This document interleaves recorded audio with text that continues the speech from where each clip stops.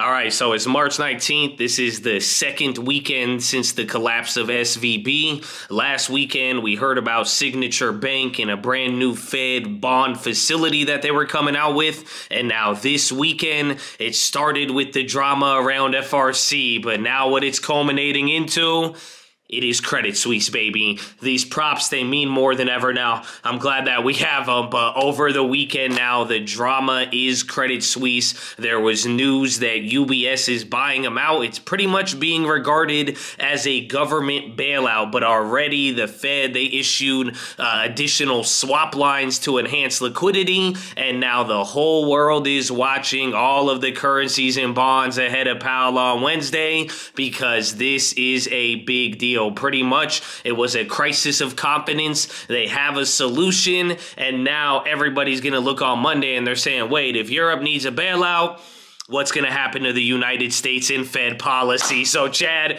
we got a lot to talk about. I got the breakdown for you. I'm going to tell you what is going on with UBS and Credit Suisse. We even got a little bit to talk about First Republic, and maybe I should probably start there because even leading into this, if you remember on Friday, First Republic and the domestic banks, those were the big focus. Even over the weekend, we heard that First Republic, they got another downgrade by S&P, and then even some board members like Tom Barrick, they are even looking to save the company and they're exploring options. We even heard on top of that, this one's a good headline, Warren Buffett met with the Biden administration. They said potential investments and general advice. And then Signature Bank from last weekend, if you guys remember, there's news that New York Community Bank could be buying them. So we had all of this stuff going on, and there's still stuff domestically. But now with Credit Suisse and what the Fed is going to do Wednesday, everybody is looking at the landscape this is creating. And this Credit Suisse thing,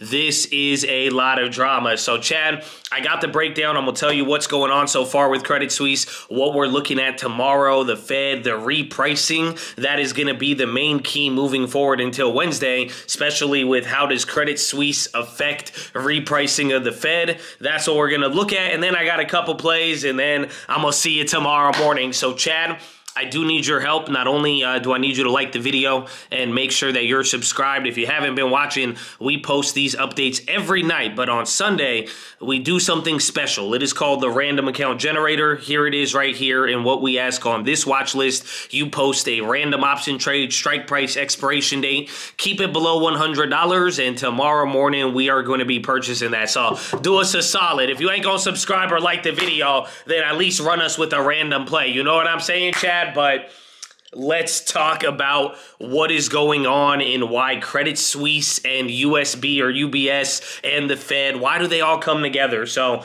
the main reason why this is so important, especially now that we had a resolution, and I'm going to give you more of the details, but simply, is this going to affect the Fed? That is what everybody is looking at. They're saying, hey, if Credit Suisse needed this bailout, I'm going to give you a comment from the finance minister. It's kind of dark, but essentially the way people are looking at this is that if the government of the Swiss and the Swiss National Bank, if they had to rush in there and come to this solution, even at a discount, they wiped out a bunch of the value of the bonds. People are saying, okay, now is a bunch of problems domestically in the United States, and now this final somewhat resolution of Credit Suisse, is this going to be what changes Fed policy? But now on top of it is simply you have Powell on Wednesday. So from tonight, everybody's watching the futures. Literally, everybody's watching the dollar. Again, that Fed liquidity line, that's what people are going to be looking at. But all of the currencies, all of the Fed futures,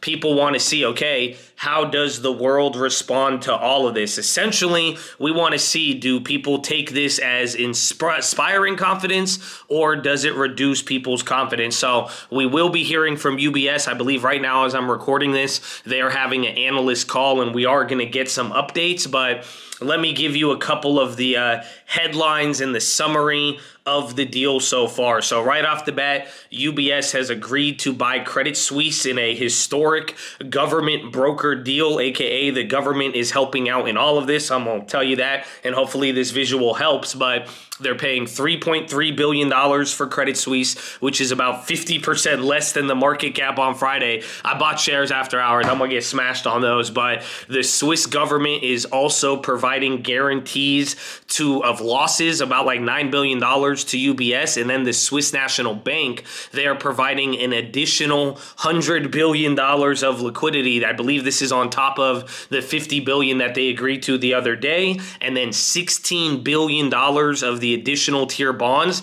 they're going to get wiped out. So there's a AT1 bond, it's called additional tier in Europe, and it's specifically for these banks. It's for people who want to buy bonds on companies that have this risk. Essentially, in like the event of a default, you either lose all of your money, or if like it goes below, the stock goes below a certain price, your bond gets converted into equity so that the bank has enough money to play. So most people who bought these bonds, they should have been aware of this, but essentially $16 billion, part of making this deal go through, is wiping out that debt that was owed to all those AT1 bondholders, which is crazy. And then here's that quote I told you.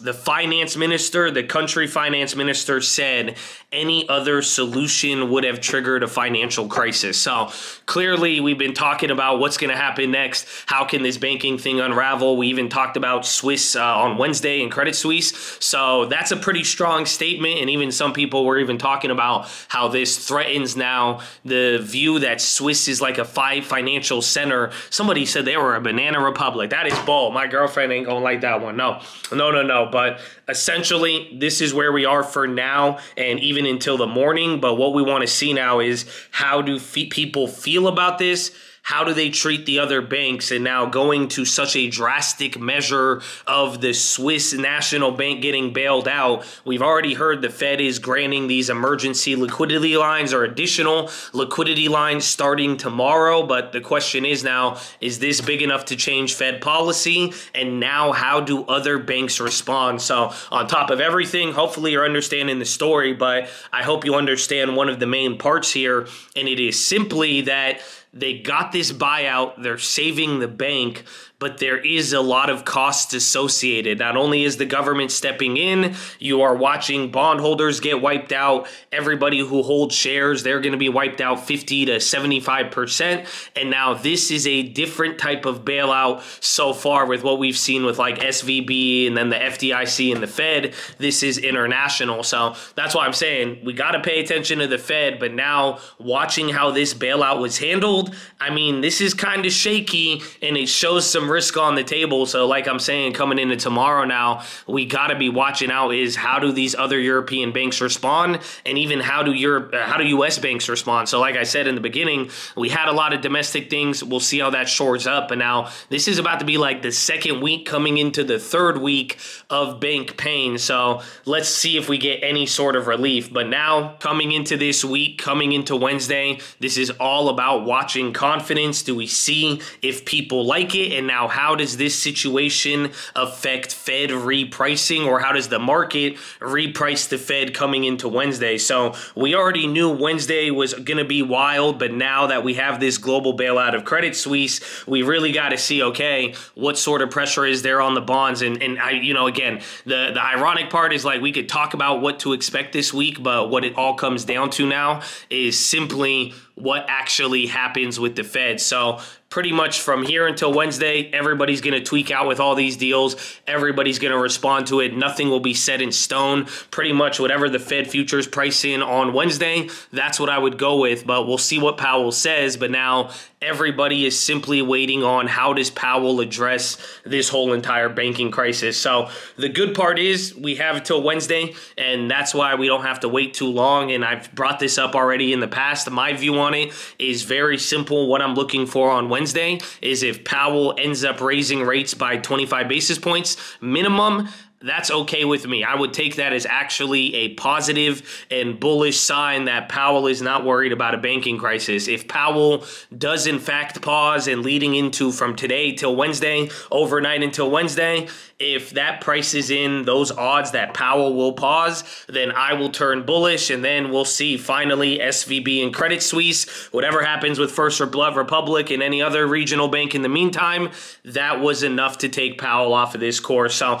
like I said, we're going to be waiting till Wednesday. In the meantime, we're going to have a couple of days. Besides the Fed, you're not going to get any other data this week. As far as any plays, I'm still in a lot of what I've been holding. I'm still been holding that NQ from a long time ago. I had to roll over some of the SPY flips, or I had to close out of my ES. Took a loss on that one on Friday, but now one play I've been talking about is bonds. So I'm in TYD. I have about like 500 or 700 shares at this point, 750, and I wanted to roll over on my bonds. I didn't, and then all of this stuff started happening, and so I used this as a nice balance. And really, I think bonds are the play. I think bonds, you risk short term, nothing happens. Pretty much if Powell says this is not a problem, then the bonds are going to chill out. But if something does escalate from here, the bonds have moved up a decent amount in the short term, but there's enough run on the long term. So that's what I'm holding into tomorrow. And then EUFN, we've been holding these puts. They're up like 200%, but now with Credit Suisse, a lower share price on that deal,